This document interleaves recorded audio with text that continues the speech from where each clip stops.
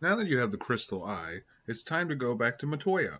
So do that, give her the eye, get the wake-up juice, go back to Elfheim Palace, give it to the guy staying next to the prince, and finally he'll give you the Mystic Key. Now you can go throughout the land unlocking all the doors that have been unopenable until now. If you don't care about getting all this awesome loot, just go back to Cornelia Castle and find the room there to get the gunpowder and move on. Otherwise, first there's a room in the Elf Castle. Though there's other chests on this continent, it's probably faster to go back to Cornelia. Find the room there, then go north to the castle you fought Chaos in with chests in the right corners to get. Then go back to Elfheim Continent and go to the Western Keep for more chests, and finally go back to the Marsh Cave and get the chest along the southern tip of the third basement, and know that there's basically a mini boss fight before each of these chests. There's actually one more place to use the Mystic Key, but it's also the next place we're going. Tally-ho to Mount Druger, on the westernmost side of this ocean. You'll find a tiny dock, then head west to a cave filled with the most annoying dwarves. At the southernmost part is a room filled to the brim with treasure.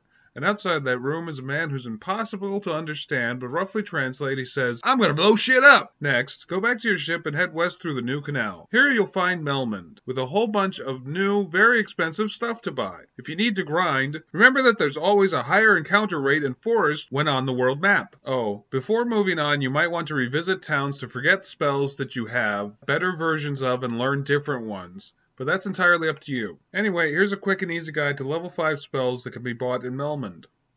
Level 5 Black Magic. Fyraga. It's a better Fyra, and the best damage dealing spell you can get right now, so you should. Scourge. It casts death on all enemies, but it doesn't have the highest success rate, so it's hit or miss. Slowra.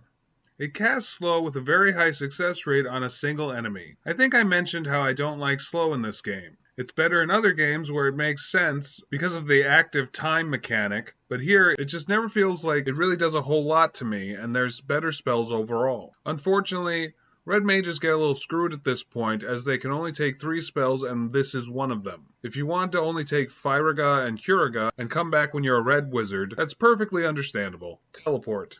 This takes you up 1 level when you're in a dungeon, arriving at the exit you went out of. In battle, it's an instant KO spell, but not very accurate. Level 5 White Magic. Curaga. A better Cura.